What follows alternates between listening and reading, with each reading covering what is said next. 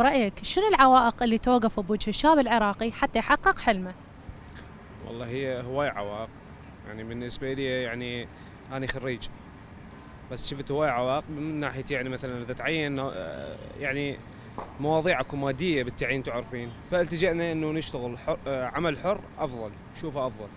بس اكو هواية يعني تجينا الحياة طبيعية، فاكو هواي عوائق تملي علينا إنه نعيش حياة. أنت خريج أي قسم؟ إدارة واقتصاد. صار كم سنة؟ صار 6 سنوات. 6 ولسه ما متعين؟ نعم.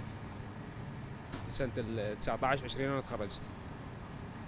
يعني صار لك إيش قد عندك هاي يعني من تقريبا من زمان اشتغل، يعني من 11 12 سنة، بس كنا نتأمل انه نتخرج متعين نخلص من الشغل وتعب الشارع، بس ما رحمت الحمد لله.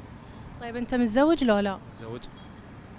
يعني العيشة دابرة الحمد لله؟ الحمد لله، لا فضل من الله الحياة ماشية، يعني ما توقف الحياة، بس العيشة صعبة، الماديات حاليا صعبة، فلا اللي دولة وفرت لنا الخريجين احنا تعيين حتى نعيش حياة كريمة طبيعية، ولا خلونا نشتغل حالنا حال اي بشر، لانه هنا حاليا هم محاربين احنا من ناحيه بلديه، من ناحيه هواي امور، فهاي كلها عوائق يعني تعتبر انه انا هسه حاليا بلديه مضايقتني، اخذ محل ايجارات غاليه، فكلها عوائق هاي بالنسبه لي يعني.